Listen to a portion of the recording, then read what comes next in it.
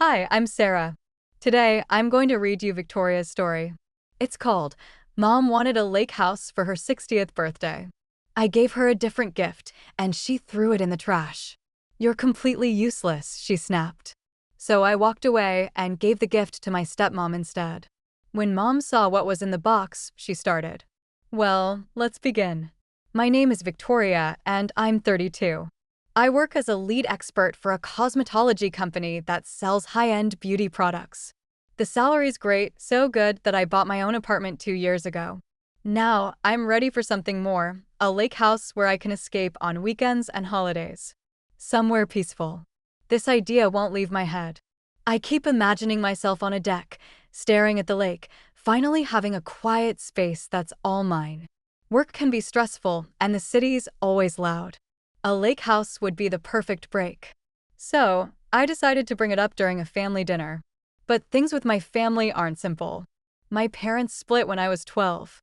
After that, I bounced back and forth 2 months with Dad, then 2 with Mom. It was exhausting. Honestly. Dad got married again just 1 year after the divorce. His new wife, Sarah, became my stepmother, and she had a son named Jake, who was 4 years younger than me. I was 13 when they got together, and Jake was only 9. At first, I thought it would be weird, but Sarah turned out to be amazing. She never tried to replace my mom, but she was always there for me. Jake and I became really close too. He was like the little brother I never had. My mother took longer to move on. She remarried 3 years after the divorce to a guy named Richard. He had a daughter named Amanda, who was 2 years older than me, so she was 17 when they got married. I was 15 at the time, and honestly, I never clicked with either of them. Richard was always cold to me, and Amanda acted like I was invading her space. It felt like I was the outsider in that house. The whole situation made me dread those 2 months with my mother. While I was at Dad and Sarah's place, I felt like part of a real family. Sarah would help me with homework. Jake would bug me to play video games with him. And Dad seemed happier than he'd been in years. But at Mom's place, I felt like I was walking on eggshells all the time. When I was 16, I finally worked up the courage to talk to my mother about it. Mom, I think I want to live with Dad full-time, I told her one evening. I expected her to be upset or argue with me, but instead, she just nodded and said, "If that's what you want, Victoria." Looking back, I swear she looked relieved, like I was some burden she didn't want to deal with anymore. It hurt, but I was also glad to finally have stability in my life. So I moved in with Dad, Sarah, and Jake permanently. I still saw my mother occasionally, but we mostly just texted each other. She seemed more interested in Amanda anyway, especially after Amanda got married and had a kid. My mother became a full-time grandmother, always posting pictures of Amanda's daughter on Facebook and talking about how proud she was. I graduated high school while living with Dad and Sarah. They both pushed me to go to college, and when I decided on chemistry, they offered to pay for it. "We believe in you, Victoria," Sarah told me. "This is an investment in your future." My mother didn't even come to my graduation ceremony. College was great. I loved studying chemistry, and it led to my current job in cosmetics. The science behind skincare products fascinated me, and I was good at it. Really good. After I graduated, I got hired at this high-end company, and my salary started climbing fast. During college and after, I barely talked to my mother.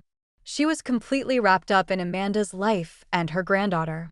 I figured she didn't need me around. And honestly, I was building my own life with a family that actually cared about me. But then, 2 years ago, something weird happened. My mother called me out of nowhere. "Victoria, I miss you," she said. "I think we should try to have a relationship again." I was suspicious at first, but I agreed to meet her for coffee. She seemed different, more interested in my life. She asked about my job, my apartment, how much money I was making. I thought maybe she finally wanted to be a real mother to me. We started talking regularly again. She'd call me every few weeks, always asking how work was going, if I was saving money, if I needed anything. Sometimes she'd mention that she was having financial troubles, and I'd send her some money. Not huge amounts, but enough to help with her electric bill or groceries. I thought I was being a good daughter. Now, sitting in my apartment on a Friday night, I'm excited about this lake house idea. I want to share it with the people who matter most to me: Dad, Sarah, and Jake. Jake's 28 now and has his own place, but we're still close. I know they'll be happy for me. Tomorrow, I'm going over to Dad and Sarah's for dinner. I can't wait to tell them about my plan. I've been looking at listings online, and there are some beautiful properties within driving distance of the city. Nothing too fancy, just a cozy place where I can relax and maybe have them visit on weekends. Saturday evening at Dad and Sarah's house was perfect. I walked into their familiar kitchen, smelling Sarah's famous pot roast cooking in the oven. Dad gave me his usual bear hug, and Sarah kissed my cheek like she always did. "You look excited about something," Sarah said, pouring me a glass of the wine I brought. "What's going on?" I couldn't contain my grin. "I've been thinking about buying a country house by the lake." Dad's face lit up immediately. "Victoria, that's fantastic. You've worked so hard for this." "Really?" I felt like a little kid again, seeking their approval. "I mean, it's a big purchase, but I've been saving, and with my salary now, I can handle the mortgage." Sarah clapped her hands together. "Oh, honey, we're so proud of you. A lake house sounds absolutely wonderful. The best part is you guys can come visit whenever you want," I said, "and Jake too with his girlfriend. We could have family weekends there." We spent the whole dinner talking about it. Sarah asked about the area I was looking at. Dad wanted to know about the fishing, and I showed them pictures on my phone of some properties I'd found online. They were genuinely excited for me, asking all the right questions and offering to help with anything I needed. "This is such a smart investment," Sarah said as we cleared the dishes, "and you deserve to have a place where you can really relax." "I keep thinking about sitting on the porch in the morning with coffee, watching the sunrise over the water," I told them. "That sounds like heaven," Dad said. "Your mother would be proud." I paused for a second. My mother. I hadn't even thought about telling her yet. Actually, I'm having dinner with her next week. I'll tell her then. The following Saturday, I drove to my mother's house. It felt strange walking up to the front door. I'd been there plenty of times in the past 2 years since we reconnected, but it never felt like home the way Dad's place did. My mother greeted me with a hug, and I could smell her perfume, the same one she'd worn for years. Richard was there, as quiet as always, and Amanda was visiting with her 11-year-old daughter, Emma. "Victoria," Amanda called out in that fake, cheerful voice she used. "How's work going?" "Still making the big bucks." "It's going well," I said, sitting down at the dinner table. Emma was coloring in a book, barely looking up when I said hello. Mom served her usual lasagna, and we made small talk for a while. Richard talked about his job at the hardware store. Amanda complained about her husband working too many hours, and Emma asked for more juice every 5 minutes. Finally, I couldn't wait anymore. "I have some exciting news to share with everyone. I've decided to buy a country house by the lake. I've been saving up, and I think it's time for me to invest in something like this." But instead of the happy reaction I got from Dad and Sarah, my mother's eyes got this weird gleam in them. She set down her fork and stared at me. "A lake house," she said slowly. "How wonderful." Then she got this look on her face that I'd never seen before, like she was calculating something. "You know," she said, leaning forward, "my 60th birthday is in 4 months. This could be perfect timing. You could give me the house as a birthday gift. It would be such a generous present, and we could all use it. You could still come there on weekends, of course." I nearly choked on my water. "Mom, that's a really expensive gift. I was planning to buy this house for myself." Her face fell immediately. "For yourself? But Victoria, think about how nice it would be for all of us to have a place to go. Richard and Amanda and Emma could use it, too." "I mean, you're all welcome to visit," I said carefully. "But I want to own it myself." Amanda snorted. "Come on, Victoria. You make good money. Don't be greedy with Mom." "It's not about being greedy," I said, feeling my cheeks getting hot. "It's just a reasonable decision. A house is a huge gift." My mother's expression turned cold. "I think you should think very carefully about what I've asked you, Victoria. Family should come first." The rest of dinner was awkward. My mother changed the subject and acted normal, but I could feel the tension in the room. Richard kept giving me disapproving looks, and Amanda had the smug smile, like she thought I was being ridiculous. When I got home that night, I poured myself a large glass of wine and sat on my couch, trying to process what had just happened. My mother expected me to buy her a house. A house that would probably cost over $300,000. The more I thought about it, the angrier I got. I'd worked my ass off to get where I was. I'd saved every penny I could, lived carefully, and planned for this purchase. And she thought I should just hand it over to her as a birthday present. I thought about all the times I'd sent her money over the past 2 years. $50 here, $100 there. I thought I was helping my mother out of love, but now I wondered if she'd been testing me, seeing how much she could get from me. By the time I finished my wine, I'd made my decision. I was not giving my mother a house. It was completely inappropriate for her to ask for something so expensive. If she wanted a lake house, she could save up and buy one herself. I felt better after making that choice. The next morning, I called my friend David, who works as a realtor. Hey, remember how I mentioned wanting to look at lake properties? I think I'm ready to get serious about this. Absolutely, he said. I'll start pulling together some listings. What's your budget looking like? We talked for an hour about what I wanted. Something cozy, not too big, good lake access, within an hour of the city. David promised to call me as soon as he found some good options. 2 months later, David called me with excitement in his voice. Victoria, I found your house.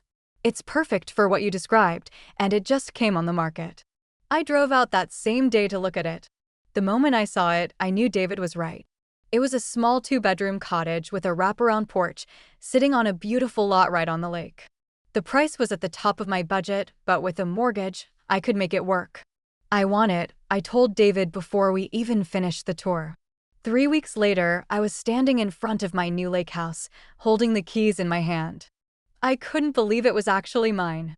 The mortgage paperwork was signed, the deal was closed, and I owned a house on the lake. I took a selfie of myself standing in front of the house and posted it on Facebook with the caption, "Dreams do come true." Finally got my lake house.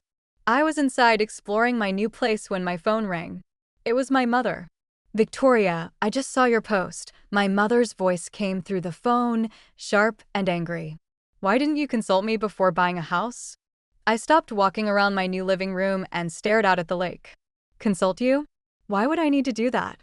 Because I'm going to get this house anyway, she said, like it was already decided. You're lucky I even like this one. I let out a long sigh. Mom, we've been through this. I'm not giving you my house for your birthday. You're being selfish, Victoria, she snapped. I've dreamed about having a country house for years. You have the money. This would mean everything to me. Then she started crying real tears, like a kid throwing a fit.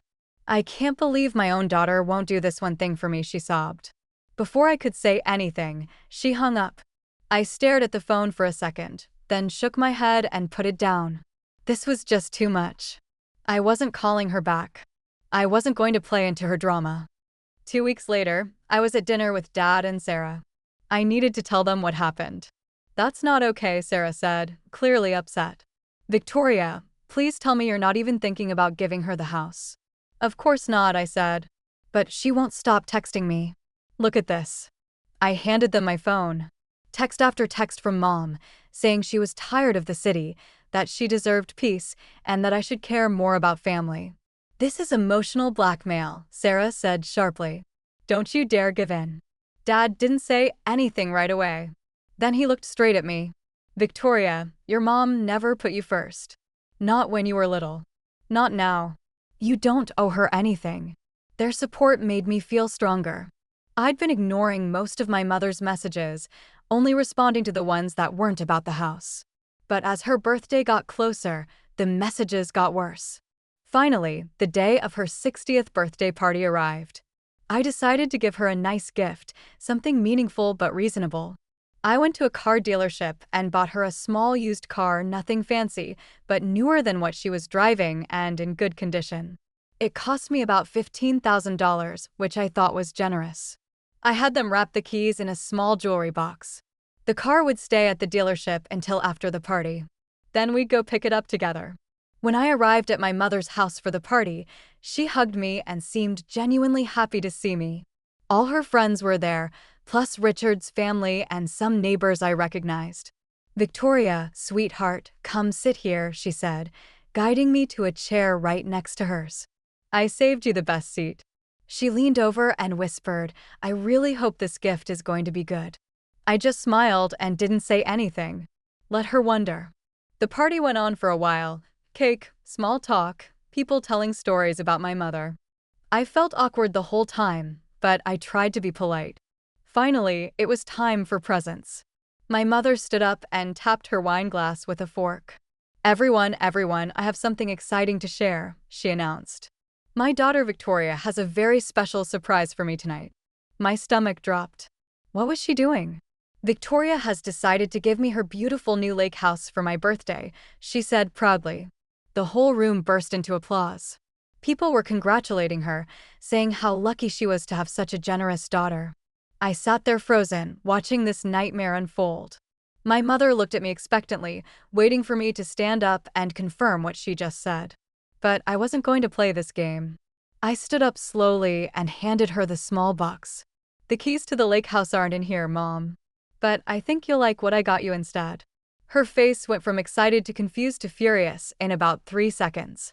She grabbed the box from my hands and stormed out of the living room. I could hear her in the kitchen, and then she came back empty-handed. "I threw it in the trash," she said coldly. "There's no place here for greed and selfishness. Get out." Some of the guests looked uncomfortable. A few tried to make small talk to cover the awkwardness.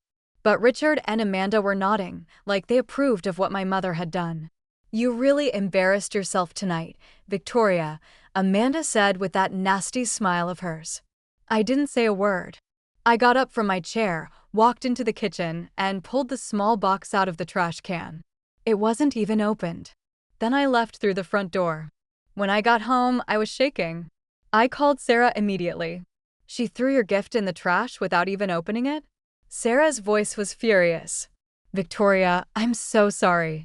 I started crying then, telling her everything that had happened, how my mother had announced to everyone that I was giving her the house, how she'd humiliated me in front of all those people, how she'd thrown away a $15,000 gift without even looking at it. "I want to call her right now and give her a piece of my mind," Sarah said. "Please don't," I said. "I just want to be done with this."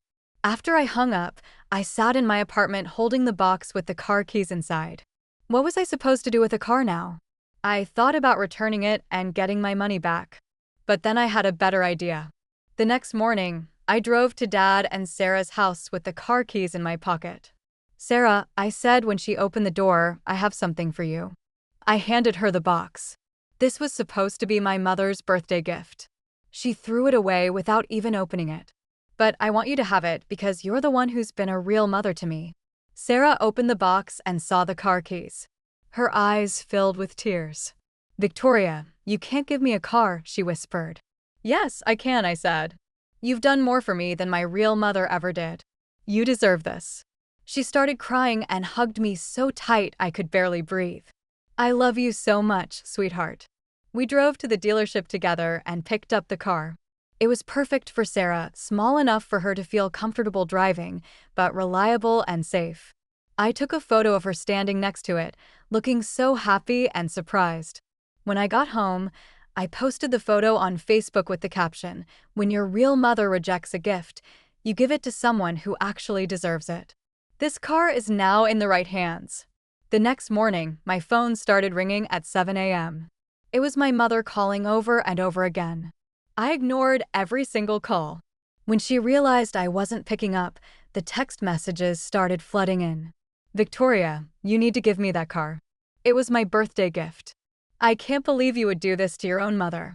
That car belongs to me. You're stealing from me." I deleted every message without responding. She'd made her choice when she threw the gift in the trash without even opening it. 2 days later, I was at home after work, making dinner and trying to relax, when someone started pounding on my apartment door. I looked through the peephole and saw my mother and Amanda standing there, both looking furious. I knew I had to face this eventually. I opened the door. How could you do this to me? My mother screamed, pushing past me into my apartment. Amanda followed, slamming the door behind her. You lied to everyone, Amanda yelled. You made Mom look like a fool, and then you gave away her gift. I actually laughed. I couldn't help it. Her gift? She threw it in the trash can. I didn't know what was in the box, my mother said. You should have told me. I shrugged. You showed me exactly how much you love me, Mom. You threw away my gift without even looking at it. All you cared about was getting that house. That's not true, she started to say, but then she stopped. I guess she realized how fake that sounded. You know what, she said, dropping the act completely. Fine, I'll sue you. I'll take you to court and get that car back. I burst out laughing again. Good luck with that. I have photos of you throwing my gift in the trash, plus about 20 witnesses who saw you do it. Her face went white. She hadn't thought about that. I was joking about the court thing, she said quickly. But you have to give me back my car. I'm your real mother, not that stepmother of yours. Sarah loves me, I said firmly. You only love my money. That's the difference. That's not true, she cried, actually starting to tear up again. I love you. No, you don't, I said calmly.